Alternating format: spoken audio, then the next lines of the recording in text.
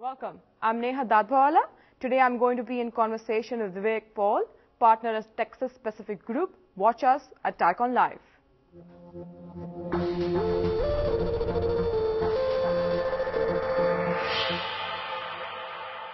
Welcome to TiEcon Live. I'm Neha Dadbhawala. Today I have the pleasure of introducing Vivek Paul, a partner with Texas Pacific Group. He's a charming man. I'm very nervous to have to do this interview with him. Welcome. I'm equally nervous to be on the other side. I've heard so much about you. You gave a fantastic and phenomenal speech. Something that I want to pick on first is that you were quoting from Arthashastra to George Bernard Shaw. And it's amazing to see a person, having to quote from such things, bringing everything together. Now, is this a passion of yours? Do you read so much, and when do you find the time to read such things? This is actually the hallmark of somebody who spends many hours on an airplane. So that's what I do. I read and read and read. So I read, and I do have fairly varied interests, but special focus in history and economics, of course. So any special focus on special history, like Indian history or American history, or? Actually, primarily Indian history, but even prehistory. So.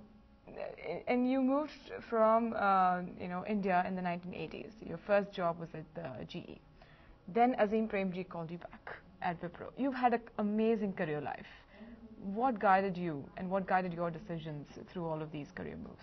Share some. So I'd say that in some sense, I was a little bit of, I describe myself as a Forrest Gump in the field of business. But having said that, I think that the themes that I've had in my mind is, number one, follow the adventure. So, so people tend to get locked in. I remember, dining at this restaurant, and the waiter said, someday I want to become head waiter. I was thinking, in his world, he's locked himself in, and there's so many things you could do. So I think that the first rule in my mind is, follow the adventure. The second is, the biggest sin of all is inadvertence. In other words, not being aware of what's going on around you. Look around, see what change is happening. And so I try to be aware, and therefore can sort of not only be open to opportunities, but pick and choose kind of what makes the most sense. And I would say the third, and I'll stop at that, is to be very focused on what you do, but not on yourself. In other words, take your job seriously, don't take yourself seriously, and that allows you to not get a mind block that prevents you from evaluating new opportunities. I had read somewhere, and I quote, don't limit yourself to the past expectations, something that is very profound, and it's something that is a role model for new entrepreneurs, and you said this a long time back. Share a little bit about, what is it that today's entrepreneurs need to look at themselves, look at the industry, their expectations from themselves versus the industry. Share some light on how they can manage both, the inside and the outside. So when I said that, first of all, what I didn't mean was don't be foolish, don't be over optimistic about circumstances. But having said that, whatever situation you're in, start beginning to plan for success as much as failure. So many times, so I'll give you an example. When we were growing at Wipro, there was this real thing that why don't we give distribution rights to the Indian outsourcing to these companies, and they can help us grow faster. And my point of view was, wait a minute. If I did that, I'm sacrificing my future full growth. Right. And I should not. I should plan for success as much as I plan for failure. And so let's go ahead and do all the things that I know we need to do to be able to create success. Now, maybe I will fail at building a distribution channel. Obviously, we didn't. But maybe I'll fail. That's a price I'm willing to pay. But if I give away my future, I've given away everything. And you've been going back and forth, India, United States. How do you manage to have a family life, and how do you ground yourself? How do you keep yourself aloof for a certain number of time and say, okay, you know what, I'm going to go back to zero. Think about, what I've done. You have a family that is growing up, and you have children that are here in the United States. How do you manage that? The mental stability of an entrepreneur is very important, and a successful man. So how do you manage that?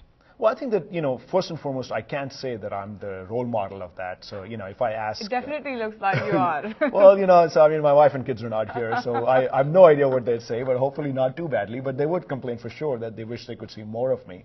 But I think that ultimately the reality is, whatever role you do, whatever job you do, there's always that overlap, and you have to manage your way through it. And as long as you manage your way through it, with some fairly well-defined goal set that says, this is what I want to do, this is how much I'm going to do it. For example, I used to be able to cover with my wife, how many days a year I'll be away from home. And then, if it was too many, we could decide up front. If I stayed below that mark, we were okay. So, so you do have to make those sacrifices, but you can manage your way around them.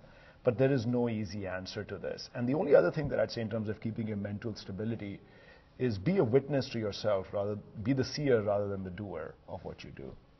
Great. As a technologist, what kind of new developments in the industries excite you right now?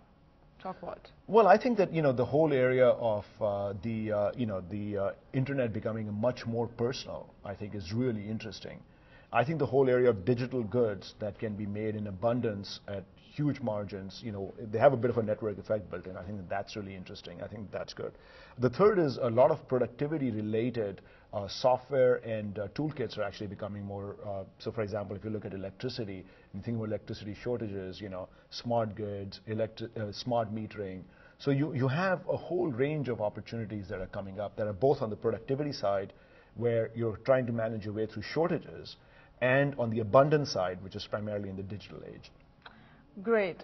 I've also heard you being so proud about your Indian heritage. You've been brought up in India as well as here. The mixture of the two, it's fascinating. Do you apply some of the upbringing attributes from both ends and apply to your career, and how do you do that? Well, I think that, first of all, I'm sure I do in a way that I can't even control, because right. That's just who I am. Right. But I think that what I try to do is be steady in terms of whatever culture I work in. And so in the way that I work, I try to be grounded in not being too American or not being too Indian. And, I've had the opportunity to have large workforces in Japan and France.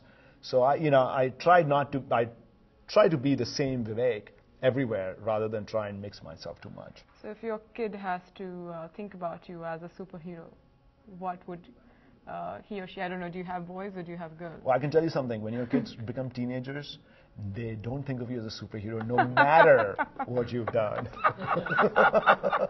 I can vouch for that. My father might say the same thing. Exactly. But in conclusion, I'd like for you to talk about TiE as a platform for entrepreneurs. Social entrepreneurship is big in the industry right now, and TiE is giving them the routing that they require to go out there and to do right. Talk about TiE. What are your ideas about it as a platform? Well, I think that what TiE does is, in some sense, hard to measure, and yet, infinite in its value. And I think that what you do here is the ability to be able to create connections, the ability to be able to bring human capital in touch with other human capital, with financial capital, be able to see life differently, trigger that initial thought or that extra notion in your mind that can result in a new pathway that you choose. And so it shapes lives. And I think that that is a huge, huge task that TiE does. Great. Thank you very much, Vivek, for being with us here today. And it was a pleasure talking to you. I hope to see you again sometime soon. This was Vivek Paul here at TiEcon Live. Do catch us for more episodes on mytiecon.org. Thank you.